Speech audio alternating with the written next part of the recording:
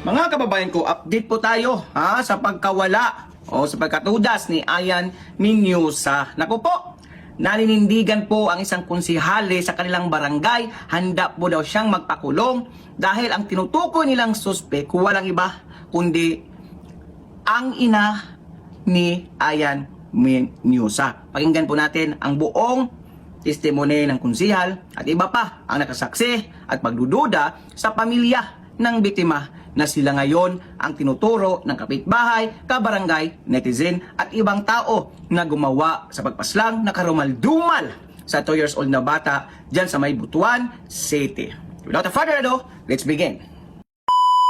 Daning ako sir kay wala ko laing gisuspek. Sila nga jud sa ilang pamilya kay wala laing nga gibantayan.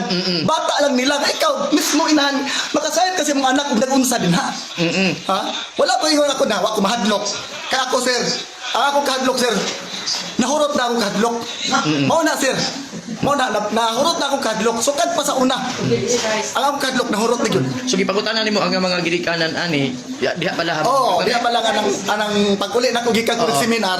Ikaw dan kumusta man ang bata sa nawala man to, nawala lagi ko nya sa to pa kung sa may imong kuan sa ususpek sa ambot unsay kuan atong bataan nawala ra man. Una sir. Kay isip ikaw nga usa ka amahan bation pud Sir, nimo kagawa. ako nakita sir, wala ko nakita nga nibati si Kagol, nagilak na adlaw, lahi sa ubang bata, ubang ginikanan sir nga kanang maghap bitaw nga ginikanan. Muhilak gid siya nga akong anak nawala. Akong anak namatay. Ginana ba muhilak gyud. Pero dahil naging kagawad nga di sa tamo disclose samtang wala pa gipagawas nga report sa atong mga otoridad. Kaning ako sir, kay ang kaning tao sir, iya matag ka ng huna-huna. Ang akong huna-huna, ako po di. Wala'y magbuot sa akong huna-huna. Kung mapriso ko, ako raman po. Ha? Oray ako sir. Basta ako, dapig ko sa bata. In short, gibarugan nimo ang imong Oo, karon. kay akong sa imo lang nakita sir, pagduda. naagi ko'y nakita nga dili maayo sa ilang gibuhat. Sa akong mga mata, tulog ko ka gabi dito sir, nag-antos dito. Nakita po nako sir, nagibaho ang napansin. Daghan mi nakapansin nga ado nagibaho nga nakita na mo nabaho ang At ginagawa. makato sa baboy Dito sa baboy sir, lahi mao yung baho ato gapon. Ako nakuan. Bisan si Mamita Bugayon ningon no, baho gid wad ikuwan. Ang sawad adto ari gud yawan anak ko.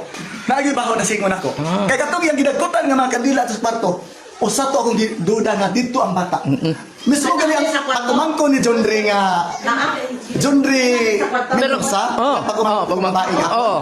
Mismo gani ingon nang limbawot gyud akong balihibuwad ba. Musuot ko ng kwartuha, hadlok ayo na agi ko'y napansin kadi maayo. Di ba gibasod na to kagawad ng mga otoridad? Wa man nakita daw. Wala lagi sir, wala naman diha. Katulong ni sir. Klaro jud nang imaho jud. Daghan kay mi, dili kay ako lang. Daghan kay mi. Kato nga baho dili na normal, dili na kay kung sa baboy, iti sa manok kun sa Bisan pala. dito ko sa iba sir, kaw katong balimbing. Tao na gito nga baho. Ana gid sa akong baho. Ako abaro na ito. Daghan kay mi. Dito sir nagtapok ni taga-basag, taga-tigaulan, taga-dao niingon. Wad baho gid wad, iko baho gid. Iko kana. Lunes pa na sir, baho ng mata. Mo to nga ni ana dayon ko. Dili na ta mamalik. Dili na ta mamalik kay nasuko naman to asawa ni Dennis. Unsa kuno giingnan pa ko niya ikaw kagawad man ka. Ngano wa magakabadlong aning mga tao din na marking parking sa kunataran. Oh, giingnan pa ko niya sir. Pero naman siguro na Rose kay nangita man na sila sa bata, concern man na sila sa bata. Wala na mi anak, wala na mi nadili na maayo ang yung kuandre nga sige ra mag-ani dinhi. Di na mi katulog. Ang inahan. Ang dili katulog silingan niya. Igagaw so ni Jundre. Ay suon. Yan. Ayan, okay. Na ana nga tayo katong na ay Katong ingon nimo gyud nga gidagmalan posible. posible Gidagmalan. ginagmalan na ang bata sig bago utong ba. Siyempre, nabi ay portion sa bata wa tanan ang itlog baron. Na nadiri baron, unat ang kugo baron. Mo ni akong panag. Ang imo nakita nga lagom na diri sa Dili siro. Ikaw katong mata kung makita mo galito nga dili palugnas, klaro na ilagom. Wa maging masipyat akong istorya sir. Ni ana gyud ko siro, klaro gyud tong matagi kulata to nilag maayo.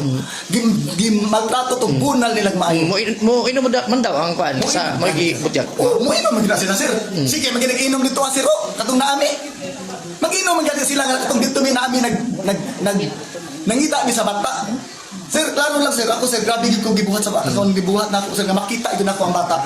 Panggi ato gili mayo, murag wa lang murag Murag wa lang isla. Simple lang ang kan ba? Uban na pagani siguro pangutan o nagistoryahon mo indri na mahilak na. Pero sila wala gwa man. Murag wa gini. Nakita man to nako sa kuan singgit-singgit man to. Dito karon man. Wa mingaw kay dito. Aman ito, yung mga kaparintihan ang abot. Ang hilak pa tong murag Ato mga parente. parente gatong anak man to niya no. Anak niya, Yung dalaga. nga babae kila magkuha. Pero ang ginikanan, Wala. Kilak-kilak.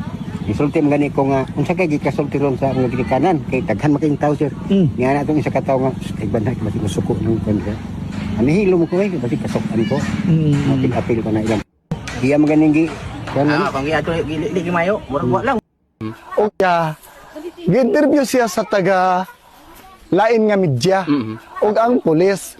Ug niingon sila nga dili na mi mahatag og kanang kuan kanang pa-interview, dawat og interview tungod kay sila na kuno ang makasulbad sila problema.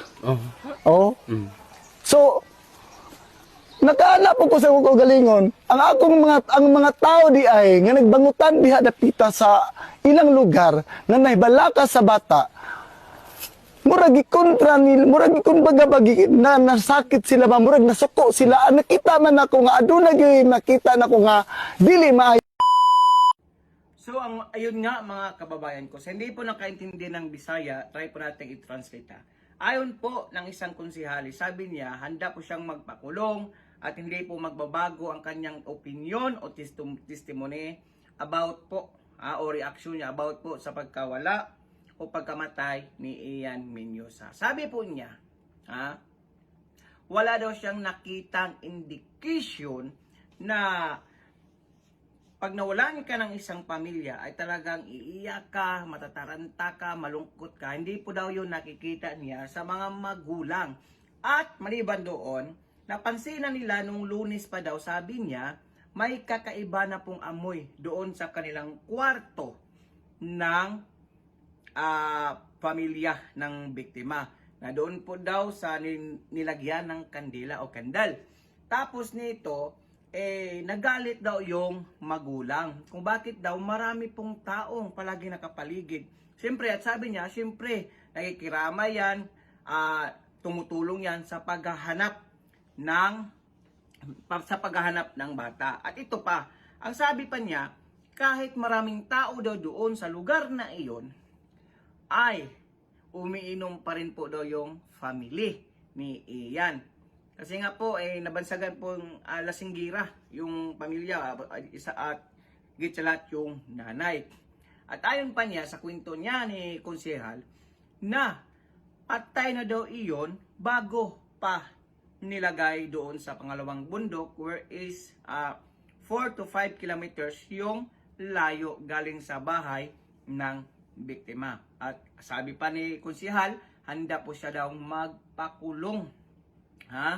Handa po siyang magpakulong para lamang po sa kapakanan o sa hustisya ni Ian Menyosa. Kita nyo mga kois, nagmamalasakit po yung mga kabarangay, kapitbahay, yung ibang kamag-anak, netizen at buong bayan sa batang nawawala. Pero ang reaksyon ng magulang, ayon po sa kanilang observation, ay mukhang wala po. Wala po itong masyadong, yung bang reaksyon ng isang magulang pag nawawalan ka ng isang mahal sa buhay, especially yung anak na bata pa, no? So, yung tanong ngayon ng taong bayan, ano bang kasalanan ng bata? Bakit humantong sa ganon? So, marami pong mga speculation ng taong bayan, baka daw, alam niyo naman, yung bata talaga, hindi maiwasan na makulit. Tapos siguro nito, nasubrahan sa pagdisiplina, o ayon din ni konsehal, baka po daw ito ay nabugbog, tinamaan sa mga critical na body sa ating katawan na madali po tayong mag-collapse o mamatay. At sabi po niya, pag may pasang makikita, indication po iyon sa pagbubugbog. At doon nga, nakita nga na may pasa banda dito sa may cheese siguro. Cheese ba yung sinasabi ni konsehal, kundi ako nagkakamali. So tugma ang kanilang speculation na nabugbog yung bata. So ngayon po, pinoproseso na po ng pulis, ng mga suko, ang lahat ng ebidensya at tumutukoy kung sino talaga ang gumawa sa karumaldumal, nagpagpaslang ni Ian Menyosa. At sana po, pag-pray po natin, matatanggap po ni Ian Minyusa ang justice at may makulong po dito, talagang siguro sigurado na po, person of interest na po yung magulang ng biktima. Kawawa naman po talaga. Grabe kawawa. Pakikomento po ng inyong mga opinion o reaction sa comment section ng ating video. God bless all. Peace. Bye-bye. Ingat po kayo lahat.